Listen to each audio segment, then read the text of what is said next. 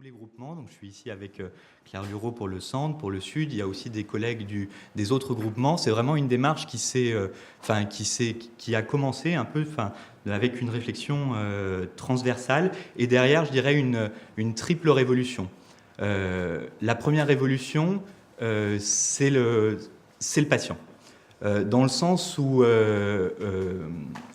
ça a été assez marquant dans les premiers échanges que j'avais pu avoir avec les agents des bureaux des admissions.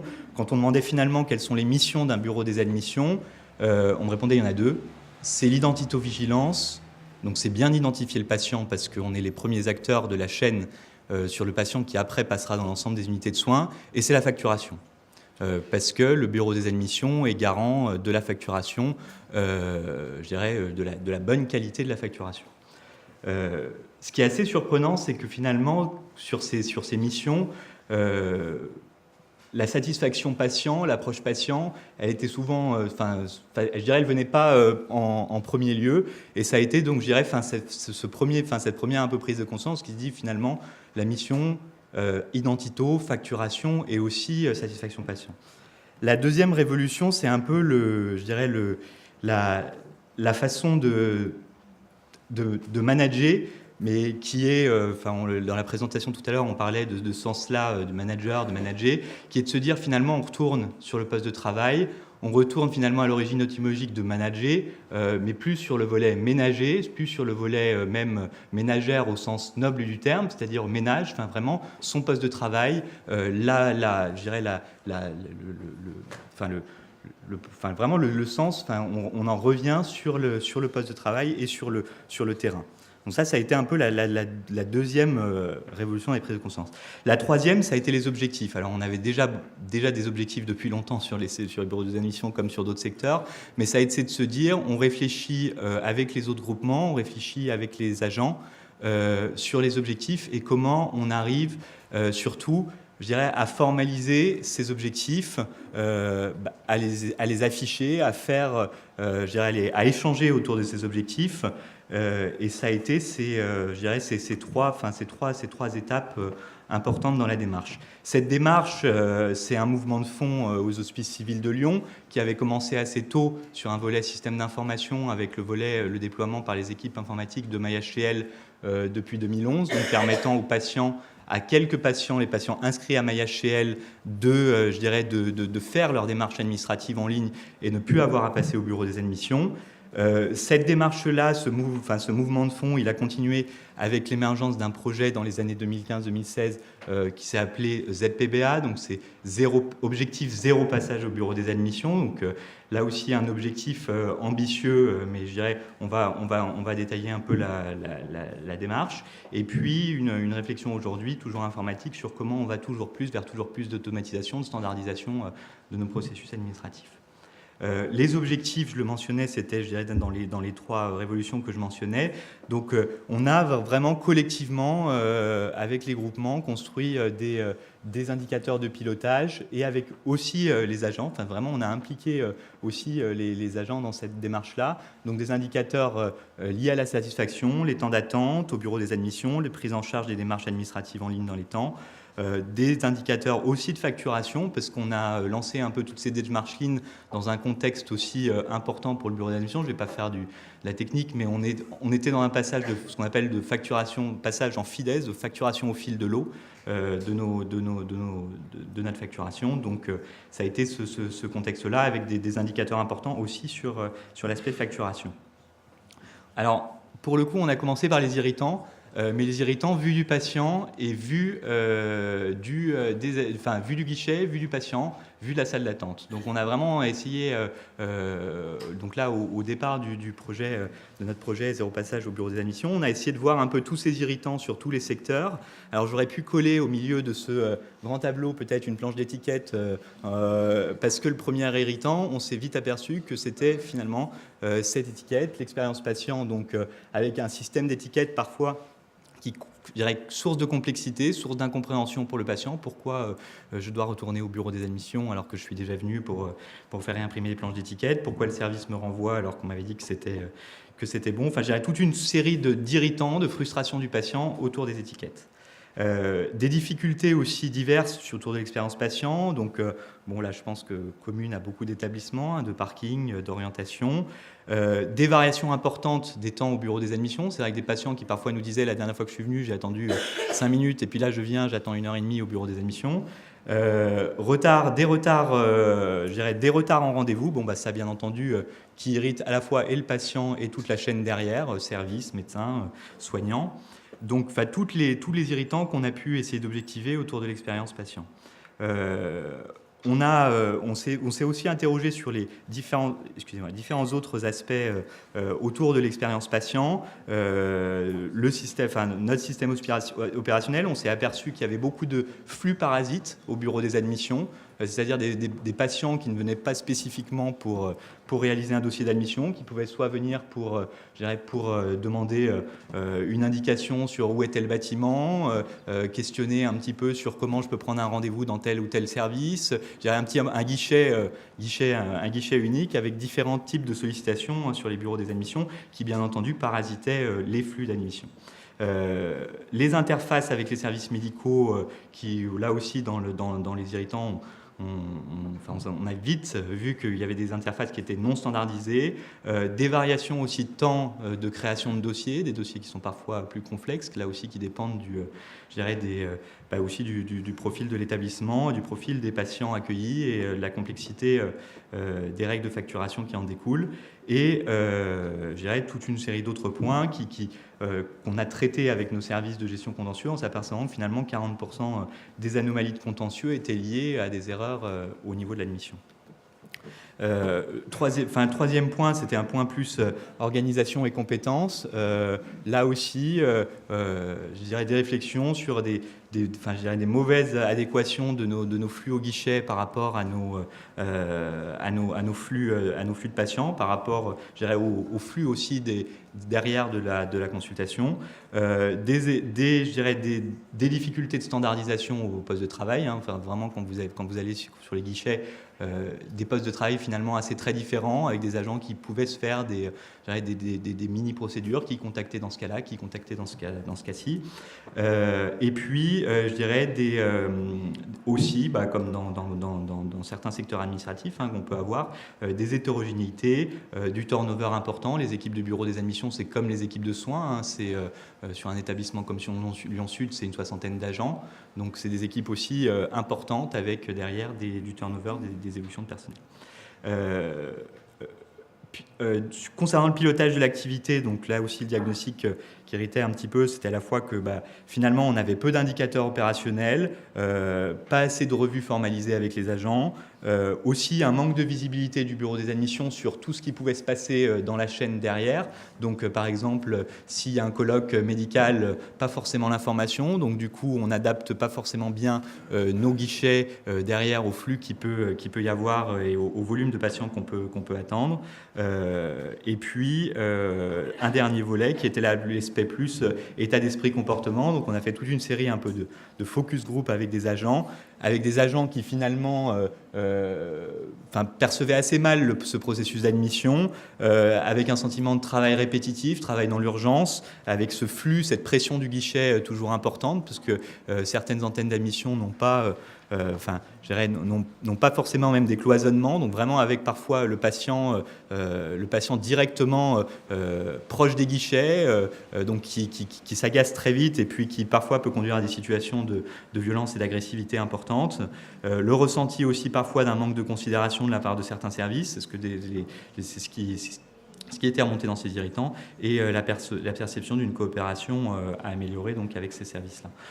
Avec ce constat, on a essayé donc de réfléchir collectivement, et je vais laisser la parole à Claire sur différentes pistes d'évolution.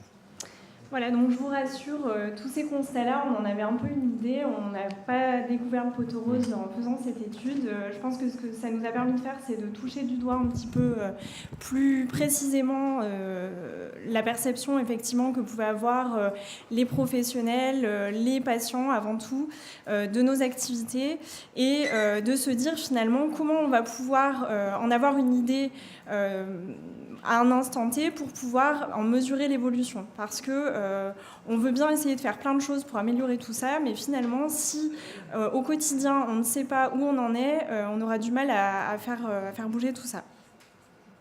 Donc on a commencé, on va être très original, avec un tableau de management visuel et la mise en place des fameuses réunions flash, avec donc un certain nombre d'indicateurs qui ont été établis en fait en fonction des remontées qu'on a eues donc suite à cette étude, et puis aussi bien évidemment des remontées que nous ont fait les services au quotidien, les patients, nos agents bien évidemment, et puis également des besoins que nous en tant que cadres, donc moi j'ai à mes côtés 3 adjointes qui parfois se sentent un peu noyées dans tous les objectifs qu'on a à suivre et qui ressentaient aussi le besoin de disposer de données qui sont parfois compliquées à obtenir et qu'on a essayé de rendre finalement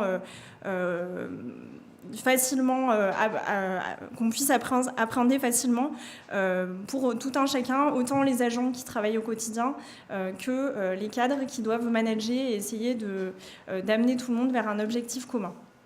Donc, il y avait un premier constat qui était le fait qu'on est, vous l'avez constaté pour ceux qui connaissent moins l'établissement, qu'on est dans un hôpital pavillonnaire.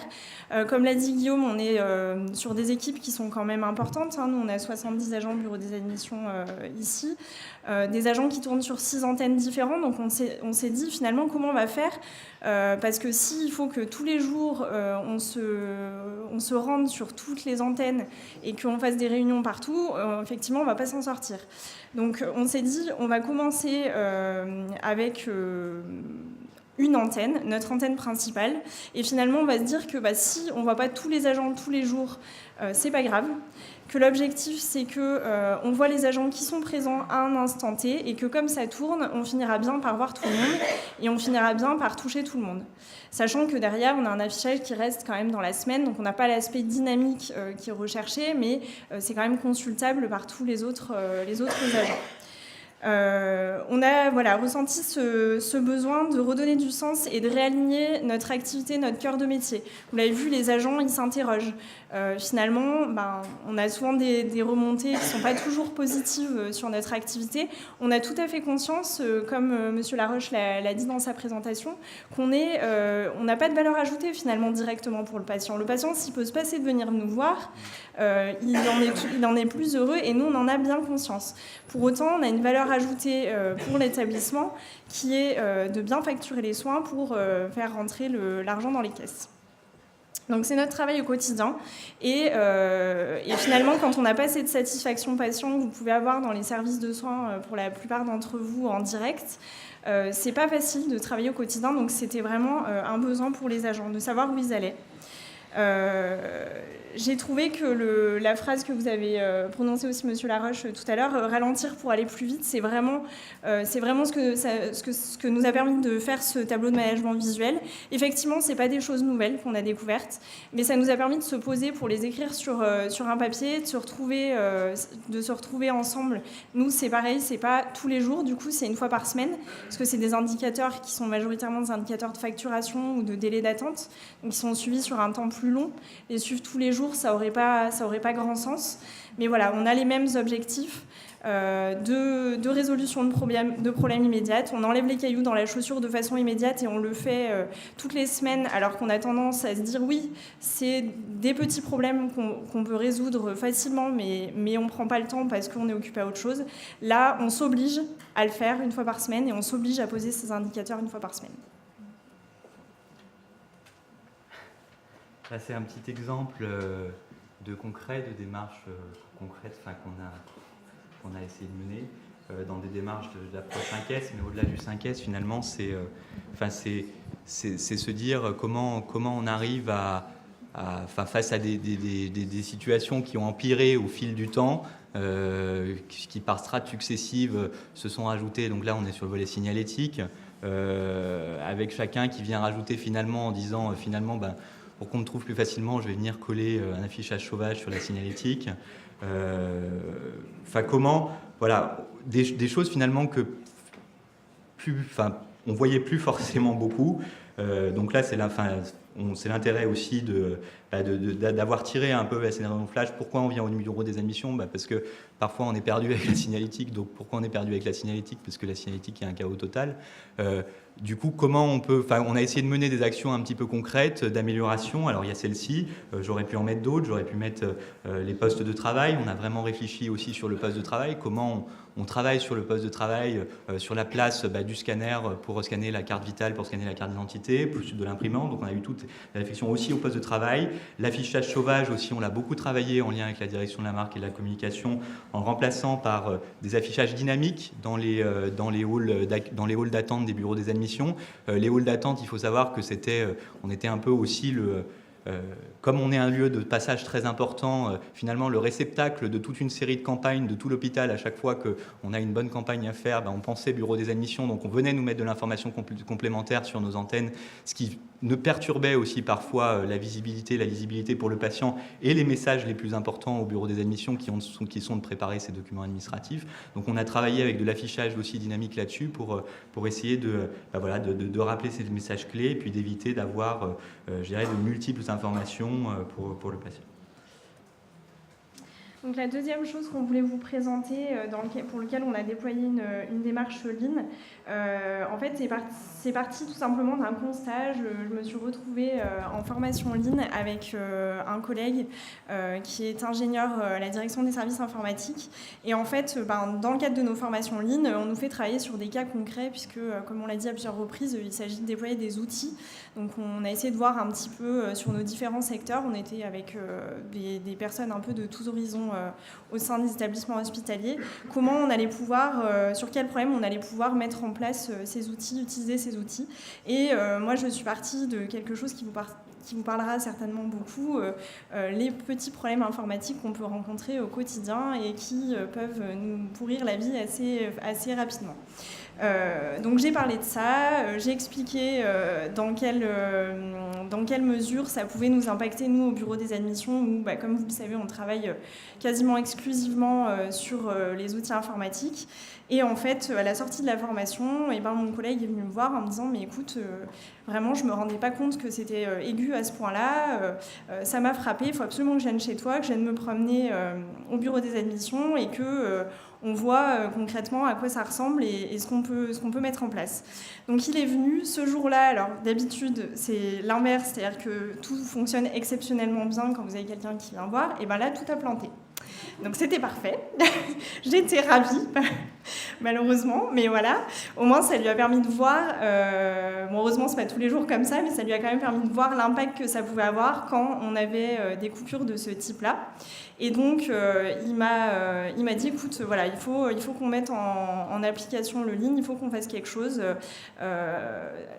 Donc, on est vraiment parti sur cette démarche Lean et on a décidé donc d'impliquer nos équipes respectives, donc à tout niveau hiérarchique, de créer des petits groupes et de monter des ateliers Lean, tout en sachant qu'en fait, dans le constat de départ, on s'est rendu compte que finalement, comme dans beaucoup de problèmes, les problématiques venaient autant du bureau des admissions que des services informatiques, puisque parfois, nous, on n'allait pas forcément interpeller le bon interlocuteur, on allait perdre du temps, on allait avoir, parce qu'on pensait bien faire, des manipulations qui allaient être plutôt malheureuses, et donc finalement, il y avait plein de choses à revoir.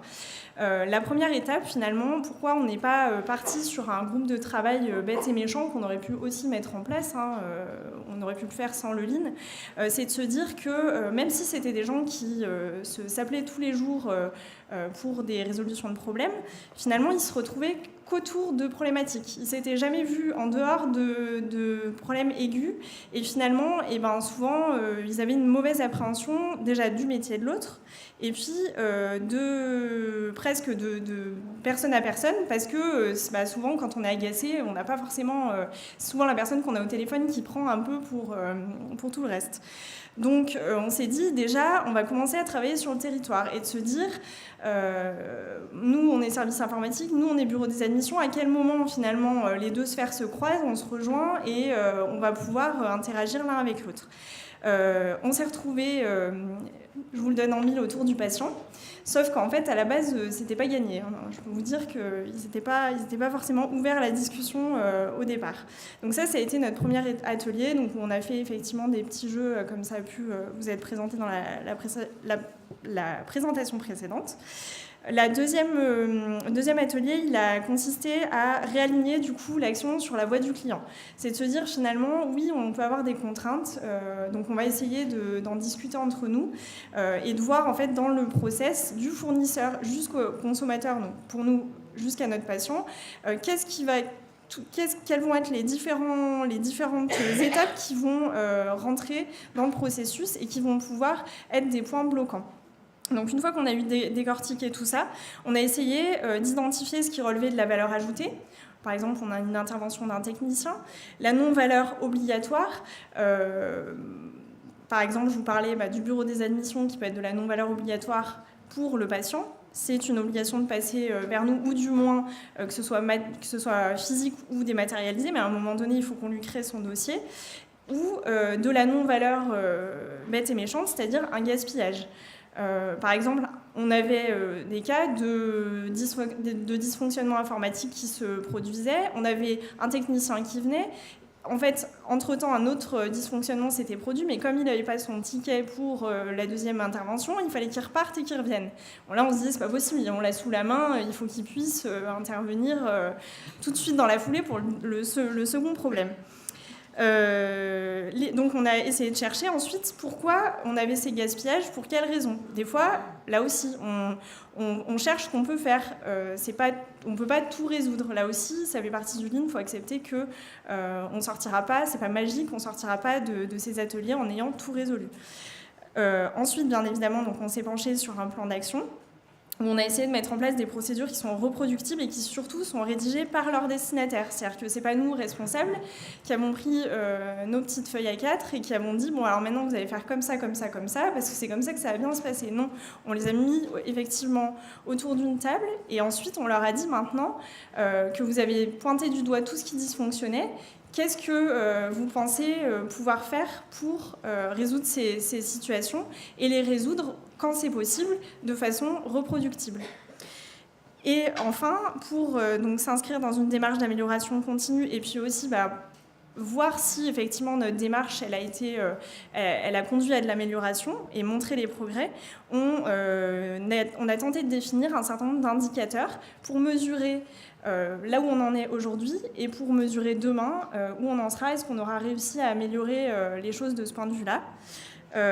Alors là, pour vous dire, on a notre dernier atelier pour revoir une dernière fois les procédures avant de les mettre en œuvre la semaine prochaine. Donc on est en plein dedans.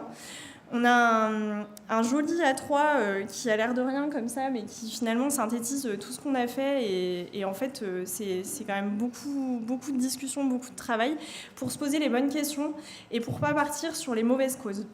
Parce que souvent, on a tendance à prendre les causes les plus épidermiques et en fait, quand on s'y penche vraiment, on se rend compte que c'est pas ça et que c'est pas ça qui va nous permettre de résoudre le problème dans le fond.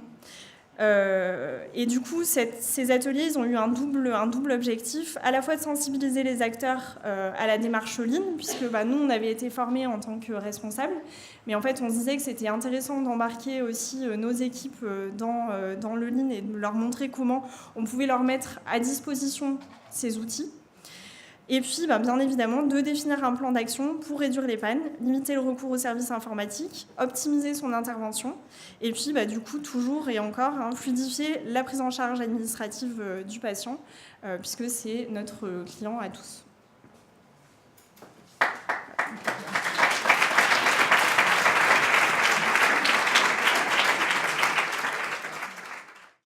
Alors, en fait, on a effectivement travaillé sur un indicateur qualité des dossiers par audit aléatoire. On a créé une grille d'audit avec 10 critères bien spécifiques, qui vont, pour vous donner des exemples de la bonne identité jusqu'au bon renseignement du médecin traitant.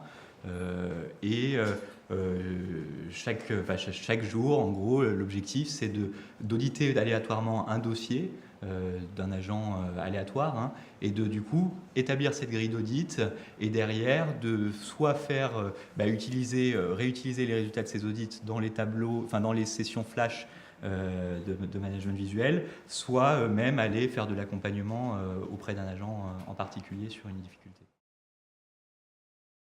Alors, l'expérience patient, en fait, on a eu l'accompagnement d'un cabinet d'audit dans un premier temps. Donc, c'est la présentation qu'on vous a faite au tout début, si je reviens. Voilà. Toutes ces considérations-là, elles sont issues du travail du cabinet d'audit. Après, à terme, c'est clair que l'idée, c'est aussi de retourner dans nos salles d'attente par nous-mêmes et d'aller, par le biais de questionnaires, de grilles, en fait, tout simplement, recueillir l'expérience patient. Mais bon, c'est un peu comme les trains qui arrivent à l'heure et en retard. On part du principe que si on diminue le temps d'attente, on améliorera aussi la satisfaction du patient de ce point de vue-là. Pour compléter juste un point, on sait aussi, on a eu le souhait en tout cas chez nous de se greffer à la démarche patient-traceur. Ce n'était pas uniquement une démarche, je dirais qu'on estimait soignante, d'associer les secteurs administratifs, que ce soit le bureau des admissions, service social ou différents professionnels administratifs qu'on peut avoir, à les faire participer aussi à cette expérience patient-traceur et d'avoir ce retour-là. C'est aussi en complément. Et dernière question, au final, vous essayez de résoudre des problèmes des patients ou des agents? Alors, non, mais c'est une bonne question. En fait, quand on se penche sur les problématiques qu'on a pu évoquer, sur les indicateurs qu'on suit, on se rend très vite compte que les problèmes des patients sont aussi les problèmes des agents. Quand vous avez des salles d'attente qui sont pleines, des patients qui attendent et qui s'énervent, par définition, ils vont arriver agacés au guichet de l'agent, ils vont pas être forcément très agréables et on peut le comprendre. Et du coup, oui, si on arrive à résoudre ces problèmes-là, on arrivera aussi à résoudre les problèmes des agents. Et les problèmes de facturation, c'est un peu pareil, puisque finalement, c'est toujours le patient qui est embêté à la fin si son dossier est mal constitué. Merci beaucoup.